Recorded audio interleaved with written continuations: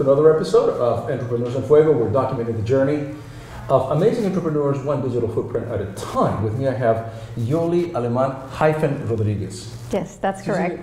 You have the longest email address I have ever seen. Yes, we're historically known for that at State Farm Insurance. I guess they have 18,000 employees and they had to figure out a way how to separate us from everybody else, and that's how they came about. But yeah, it's just an alias. Exactly. I remember I got my email address back in the day. One of the first ones that I got, it was an AOL account, so it's really short. Right. And I was, fooling around when first AOL came out. So I had the privilege, if you will, of picking on my own very short email address, but no longer. No longer. No. Now there's Gmail. Now there's all these additions that it's just no longer AOL. Yeah. You have an incredible story to tell, because to have arrived to where you are right now, you've traveled a very, very, very difficult road that perhaps a lot of people don't know about. Right. Tell us a little bit about that. I guess it starts with my parents. We all have to start somewhere. My parents, my father had 18 brothers and sisters in a very poor town in Mexico, and did you say 18? 18, yes, big family, very, very poor. Hispanic families, we have like that. My grandmother had 18 kids or 15 kids or something. Yes, and that's normal. Right. Yes, but it's not normal for U.S. standards. Otherwise, they're on national TV like 8+8, right? Exactly. Yeah, and my mother had 8 brothers and sisters, and of course, very humble beginnings. And my father fought his way to come to the U.S., and he finally became a citizen eventually, but after just struggling to make it to the United States. And he was able to do so through the Bracero program in the 1950s and 1960s. And his dream was for his children to get an education, go to college, and have the American dream life. And he really bestowed that upon us, and he really wanted us to become something, but not knowing how, because neither himself nor my mother had an education. And every summer we used to work in the fields, and it was very, very difficult. We went through the immigrant program, working in Coachella, Delano, Visalia. We would follow the migrant workers and picking grapes in the hot sun. Your father expected you to work in the fields. Absolutely. So there was no break for being, No, really no childhood. No. We were, if there had been child labor laws, we could have called child services, and probably my parents would have been arrested, because we would get up, they would wake us up from the time that I was 5 years old at 4:30 in the morning, and we would work. You didn't think any of it. I mean, did you feel that this was perhaps part of your life? No, that was helping the family, and you wanted to do your best to help the family. And I have 2 brothers, and one has gone on to become a nuclear engineer, PhD, with 2 master's degrees.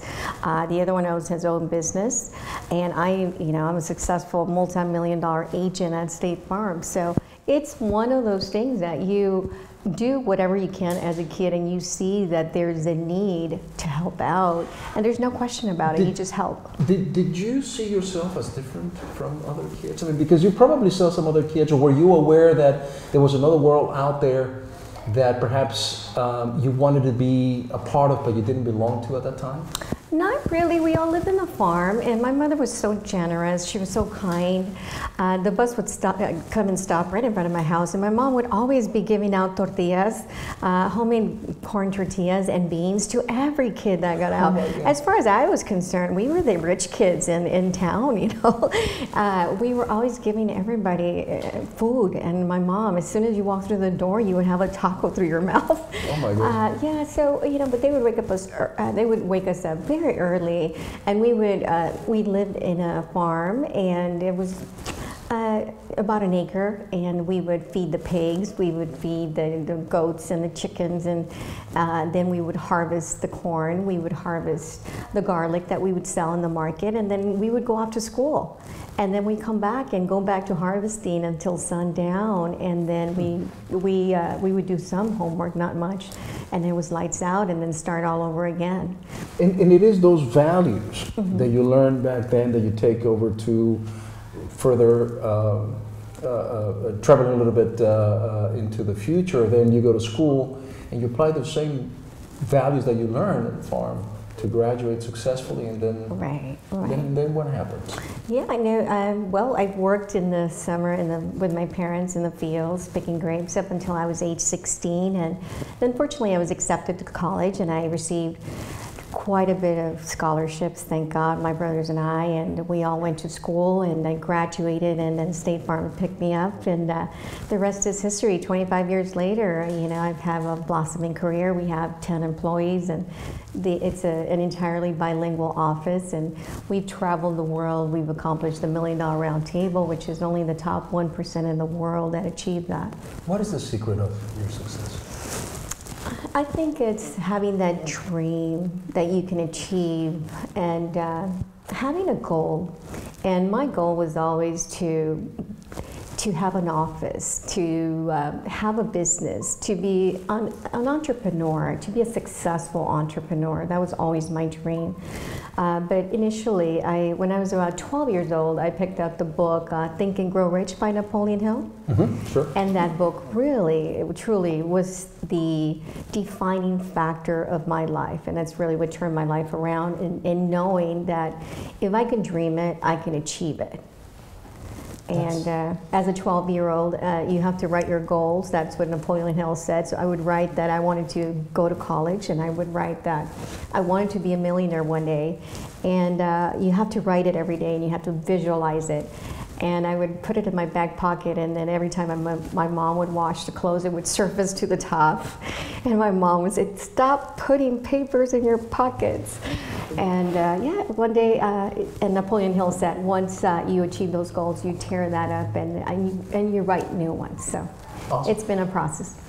You talk to your kids, and do you remind them how hard you had to work for them to be able to take advantage of your success? I have several mentees that I do that with, and I remind them not to take anything for granted, and any failure that they may have, that they may come across, it's really a lesson in disguise.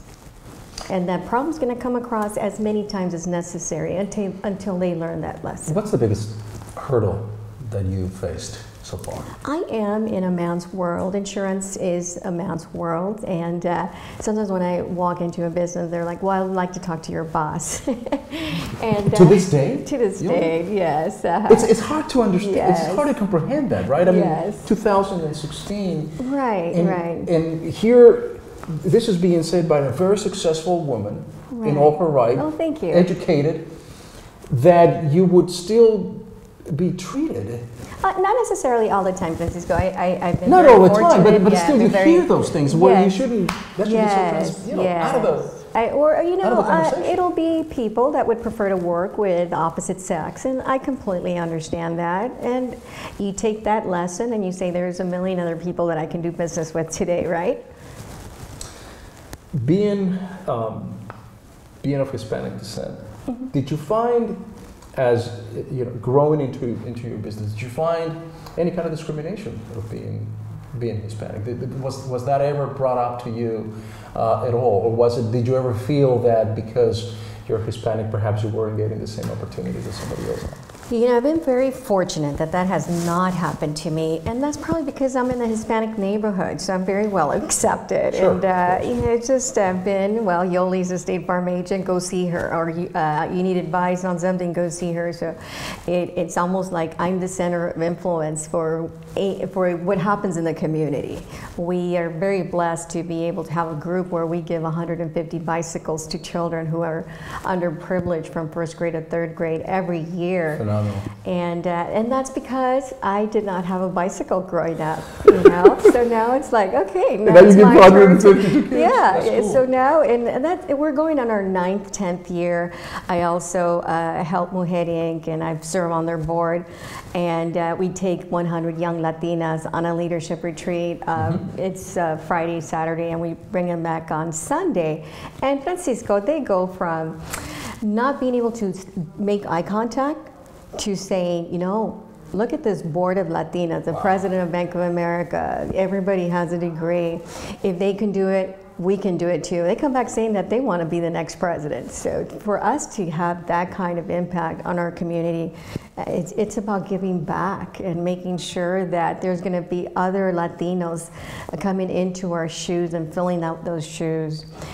We also do the Hispanic Leadership Forum Scholarship, and we're going on our 12th year of being the title sponsor.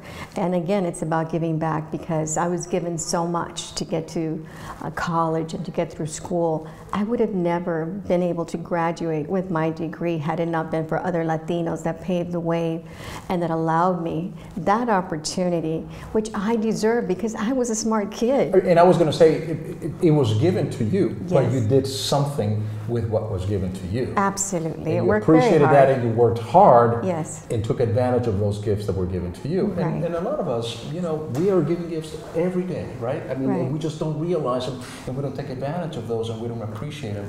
Yeah. And then we start complaining, well, it didn't happen to me because this, and that, and then Right. blame someone else. And But it happens because took you don't advantage. ask, and what happens when you don't ask? You have 0% chances of getting anywhere. And it's about asking, and people are going to say no, but then you have to remember there's a million other people you can speak to, right? So to me, it's every no, it's further to a yes. And that's what I'm looking for every day. And whether I was picking grapes, I was looking for a bigger box. Whether I was going to college and getting my scholarships, I was always looking for another scholarship. Now I'm always looking for the next big client. And it's the same thing. It's just different time in my life. So the lesson that we're learning today is, even if people tell you no, just Respect keep that asking. and move on. No, Keep respect asking. that and move on, because there's so many more people. A no doesn't mean that you go home and you crawl underneath your bed and you call it a day. Well, guess what? I've got 10 other free hours to find somebody who will say yes, or who is deserving of my professional services, because my professional services are very important. It may be the difference between somebody getting into an accident and not having sufficient coverage to cover that, or somebody's house burning down and not having the adequate coverage again, or somebody's child, maybe they have not planned for their education and we need to plan for that, or somebody's retirement, they haven't planned for that yet. Right. And I am here to cover all those bases. Well, you are an inspiration. You're really an example for not only younger female Latinas that are looking to go into business for themselves, or go into any kind of a business, if you will, but also for men, because I listen to you, and everything that you're telling me, it really resonates. Never give up. If somebody tells you no, find another yes somewhere else. Right. Just keep going, keep going. Yeah, I have the perseverance to say, hey, let's got do this. I got a feeling that you do, absolutely. Yes, absolutely. You're right. Yoli Fink, it's been an honor. Oh, you're so welcome. Thank you for inviting me. You're amazing. With Thank that, we're out.